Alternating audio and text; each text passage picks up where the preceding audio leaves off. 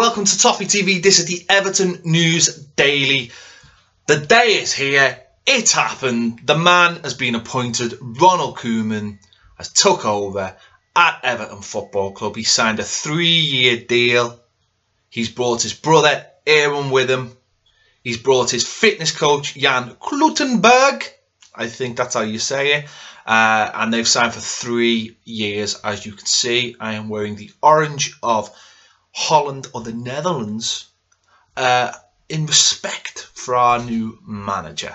Yeah, it's done.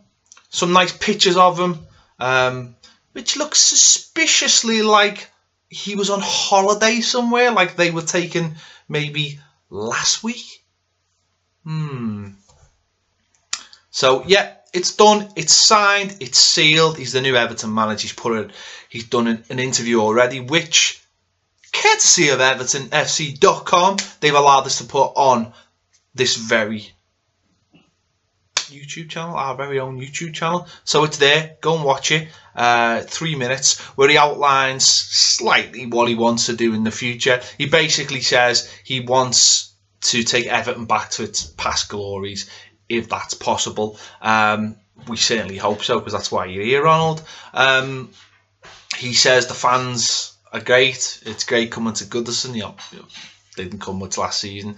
And he said basically the game we played at Southampton was the best moment for our away fans last season. So he was positive. He was looking happy. He was looking a bit tanned. He was looking ready to go. He was looking good in his Everton training gear.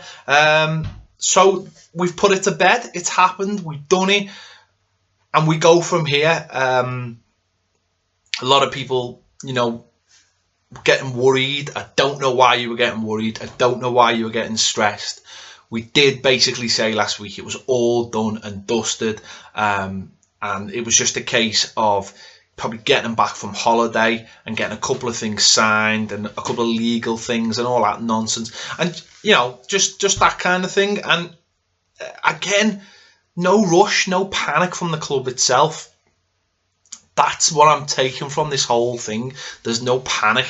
There's no panic at the club. There's no nightmares, no blow-ups. There's nothing. It's happening, and it's happening in the right way, and that's all we can hope for. So I'm really, really positive going forward because of those things, because I feel like it's not just a new era with a manager, but it's a new era off the pitch for the owner as well, and the owner structure and everything that's going on in behind the scenes. It feels like it's getting run like a proper company, like a proper we don't care about you kind of thing. We're in this for us, which is great.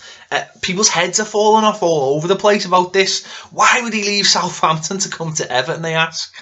Well, listen, we don't need to answer that, do we? We don't need to get involved. We know why he's coming to Everton Football Club.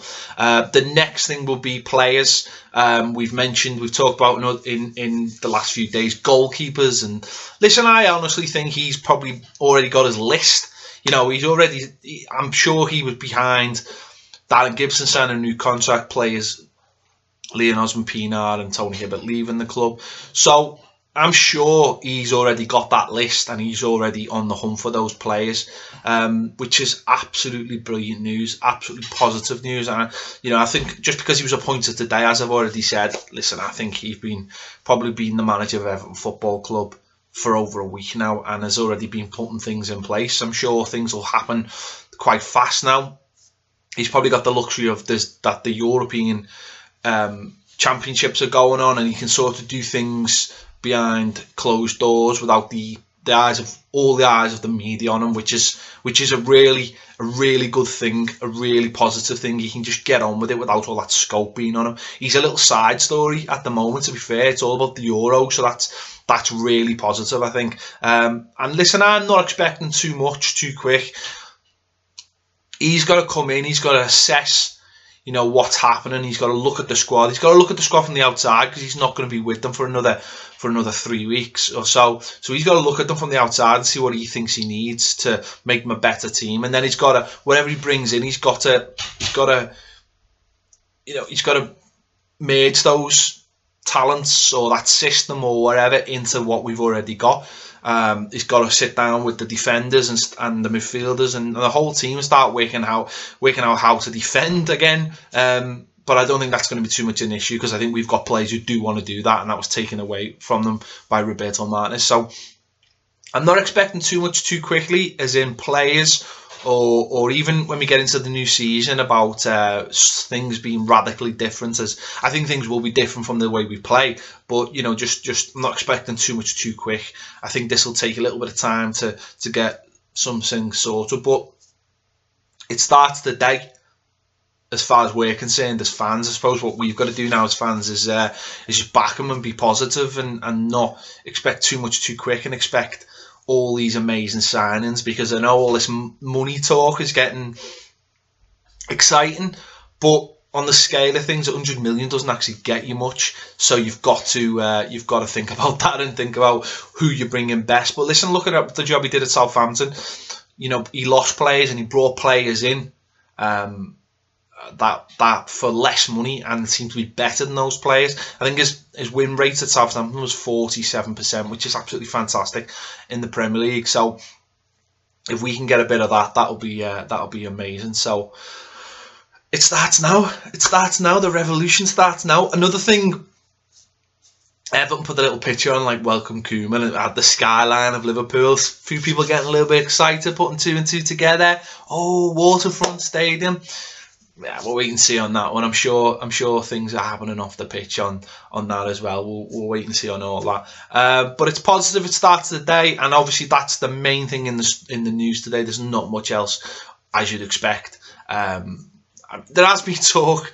Berahino was mentioned, I think, last night. There's talk of obviously him going back for his other players from Southampton, like Pella and Forster and Shane Long, who I would love. I'd love Shane Long at the club. I think he's something that'd be massive. We've massively missed a player like him in the last few years. So all that talk will happen in the next few days, and that will fill these videos up for the next few weeks, I'm sure.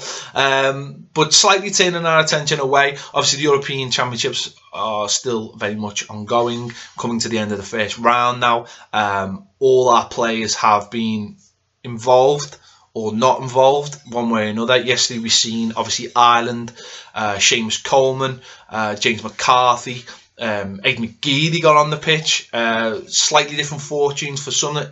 Seamus Coleman obviously set up the goal. Absolutely fantastic run, set up the goal. James McCarthy was quiet, but he's come back from an injury.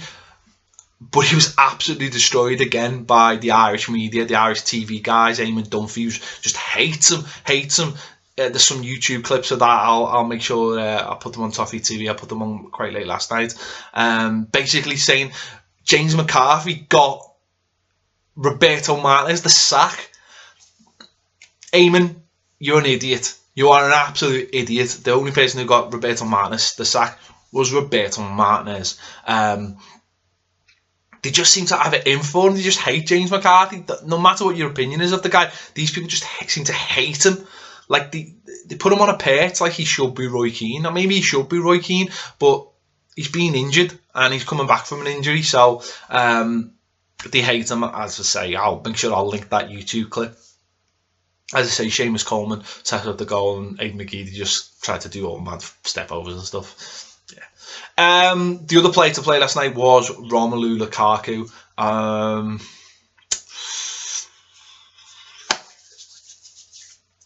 Rom, you remember when you said you wanted to play Champions League football and all that stuff, and basically said you were a bit bigger than Everton? Well, you were crap, mate. I'm afraid to say you were awful. First touch, we've seen it all before, haven't we? We've seen it all before, but I think you better stop running your mouth off, mate, because if you want to go back to Chelsea, I don't think that was a very good audition, was it, in front of the new Chelsea manager? And if you want to go to Juventus, you played against the Juventus defenders who had you in their pocket. So, wasn't a great night for Romelu, which It's ironic, isn't it, after all the things he's been saying? Listen, he's still an Everton player, and I don't want to say bad things about him, but you do your talking on the pitch, son. That's where you do your talking, and you were abysmal. So buck up if you want anything. If you want to move and you want to get us 65 million, you better buck up. So yeah, we're coming into the second rounds of the games now. So we'll wait and see if any of the players who haven't played, John Stones, Ross Barkley, and Tadashai, get any involvement in the next set of games. But for today, the day Ronald Koeman was appointed the Everton manager, Tuesday the 14th of June 2016. This has been me, Ped, and the Everton News Daily, saying thank you for watching. Orange is the future.